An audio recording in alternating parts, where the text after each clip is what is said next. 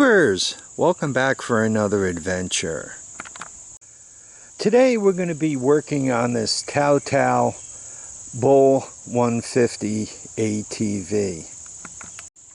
I found out this is kind of an older model, and the way you know is it uses 128 chain. The newer ones, they went to 520. They went up another full size of, strength. Which makes sense. If these things are throwing chains because they stretch and so forth, it's a good idea to upgrade the whole mess. So besides chucking chains, this thing, I don't know, there's a couple of wire-like things I'm noticing. Maybe they're just lights. Anyhow, let's see what it takes to get it running again. So I got this rig from my buddy Steve. It was part of a mega deal, and it seems like he sent me home with a pet mouse.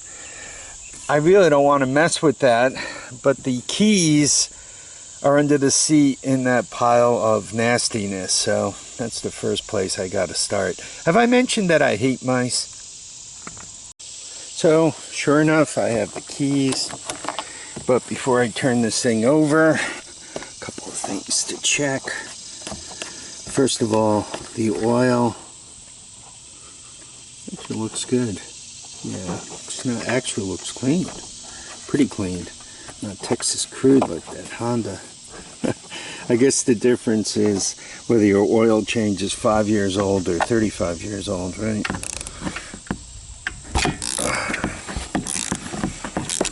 And going clockwise with the engine. I must have a couple of RPMs up done. It's interesting. This one has a flywheel bolt of 13, the other one had 14. So that's pretty cool. I guess there's a little difference in year of machine. So the jump pack is on, hooked up. Turn the key on.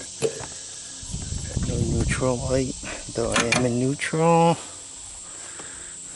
Headlights. Well, I got that little yellow thing. I got the other thing, high and low.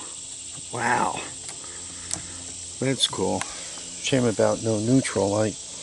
Anyway, so she's on, and I have the screwdriver there holding the brake.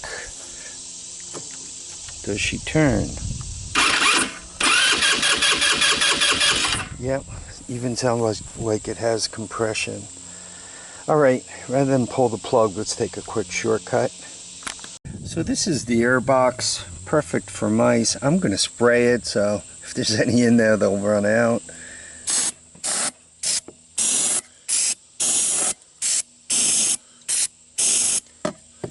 Alright, let's see if it turns over.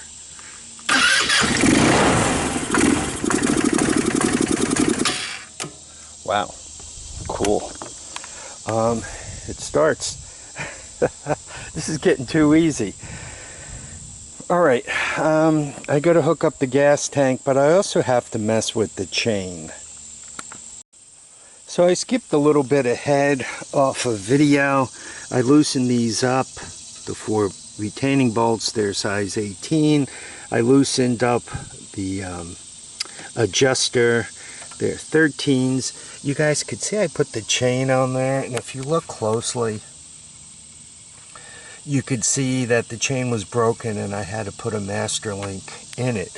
So this is 428 chain.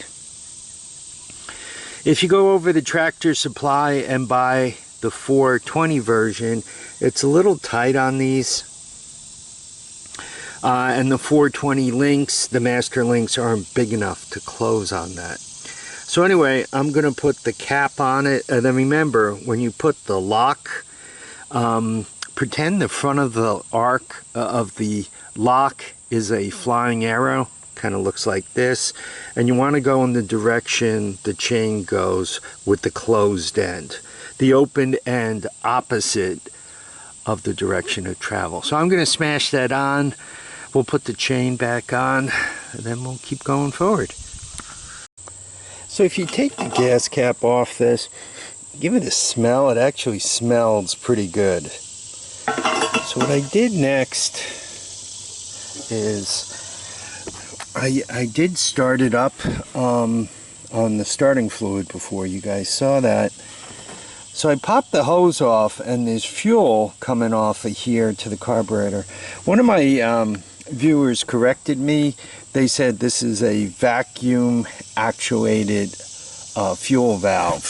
So if the engine runs, you get fuel to it. When it stops running, this valve is supposed to close and you don't get fuel. I took the hose off and there was still fuel coming, so I don't know how good it is at that. But anyway, there is fuel going to the carburetor. So let's give it a start and see what happens. I'm going to use the camera stand. It just seems that there's need a lot of hands to do what I'm about to do, so it just makes life easier.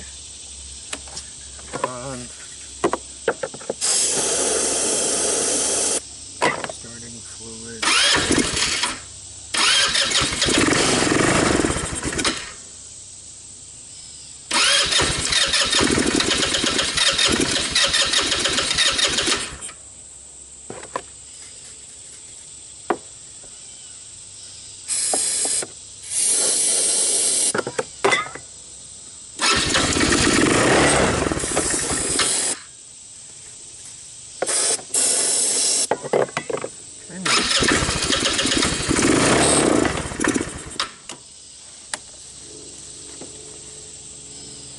Seems to be running on the starting fluid. Doesn't seem to be pulling gas, or if it is, very, very little. I'm going to attempt to drain the bowl of the carburetor. So here's the hose coming off the bottom of the carburetor. And I loosened that thing there and nothing came out. Then I realized that that's sealed, so I took that off and checked. And still nothing came out, so it looks like the carburetor needs to come off. It's going to be tough to pull it off this side, but I think I can loosen it up and get it off the other side. So that's what I'm going to attempt to do now. I really don't want to have to pull all this plastic off, right? You got those two, you got all these on both sides, you got to get the rack off, you got to get the top cover off, and probably the gas tank out of the way. There's going to be a whole pile of Tao Tao bull on the front lawn, so I'm hoping I can kind of squeeze underneath and get it all out of there. Wish me luck. Here we have the GY6 carburetor. Actually came off easier than I thought it would. This is that vacuum actuated fuel valve. So vacuum goes in here and it does two things. It gives you an accelerator pump, squirts a little gas in to richen up the mixture, right? And also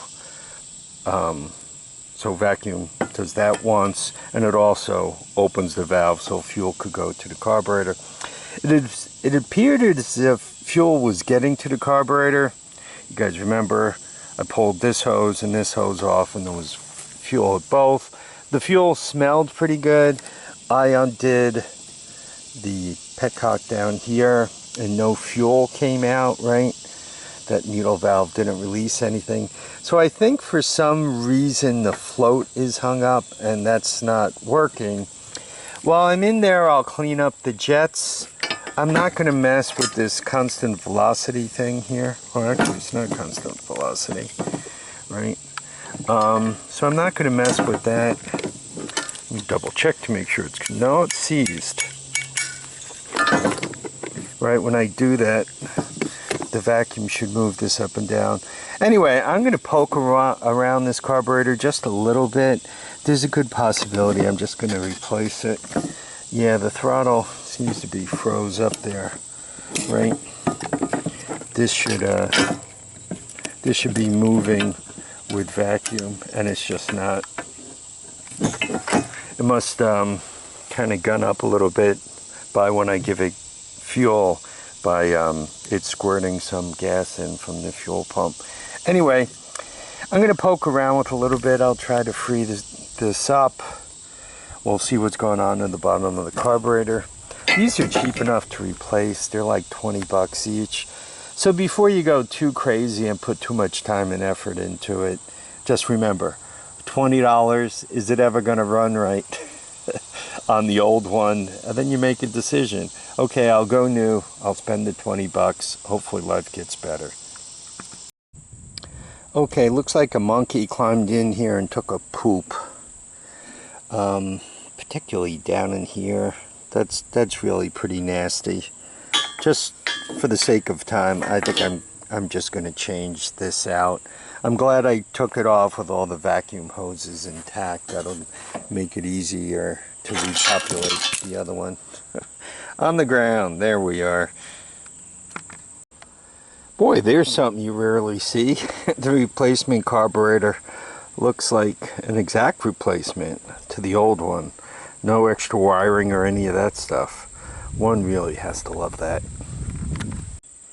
Okay, so I smashed the carburetor on, and let's give it a try.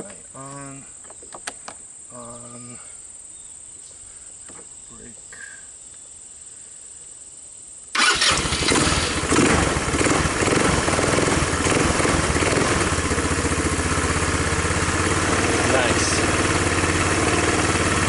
Nice. I'm gonna let it, well, actually I gotta put a battery in it. So I'm not gonna let it do anything. But I'm gonna put a battery into it. Where are we? Here we go. I'm gonna put a battery into it. I'll put the seat on it. I'll put some more gas in it. And strap on the GoPro and we'll grab a quick ride. She sounds nice. This should be good. Okay, I think we're ready for a ride, right? I got gas in it.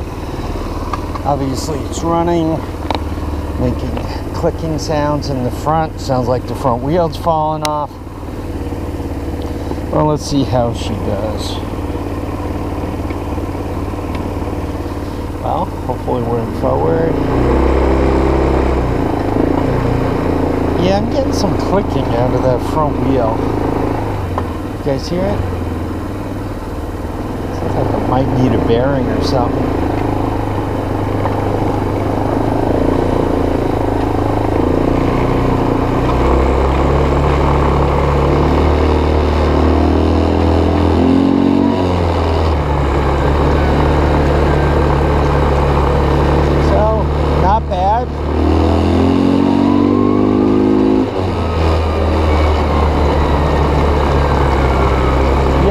If this is the younger one or the older one of the crew. There we go.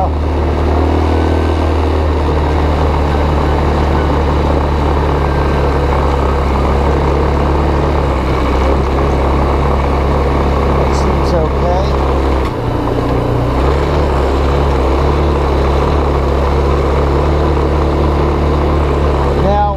I put the chain on, obviously, and I tightened it up, replaced that master link. But when you do that, it works best. Kind of take it easy a little bit and adjust the chain again before you go whirling about. The adjuster seemed to be functioning somewhat, but not great. I might, well, forget might. I'm going to have to check to see if they sell adjusters for these rigs. Maybe I'll try replacing them.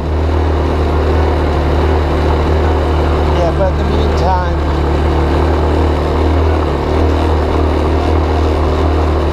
I gotta behave a little bit.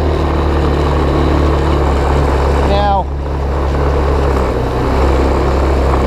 I love this kind of machine for when somebody drops by for a visit and they want to ride. It's an automatic. It's easy to ride. Right? I believe the front brake kinda. And I think the back brakes work not. So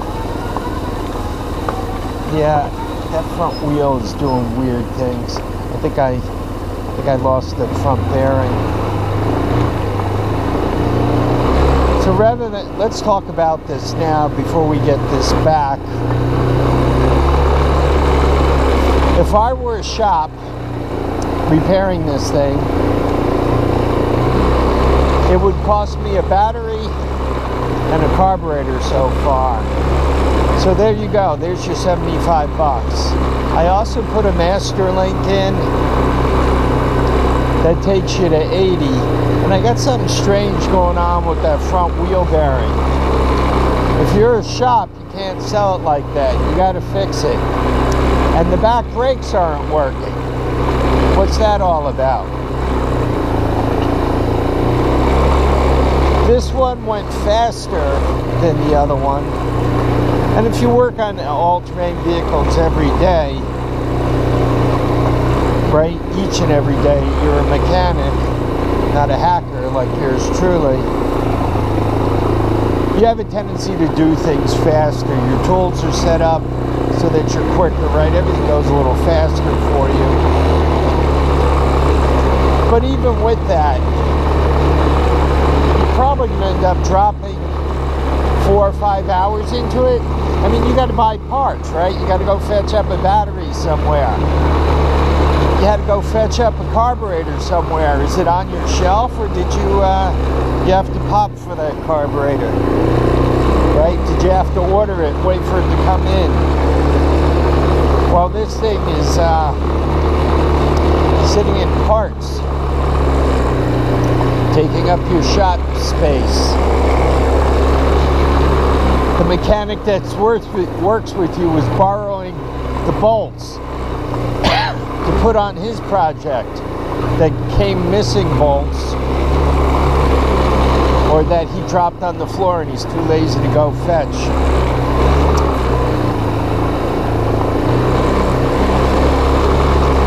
I don't know, what do you want to call shop time? Just for a round number. Let's make it 300 bucks worth of shop time. You got 300 bucks worth of shop time.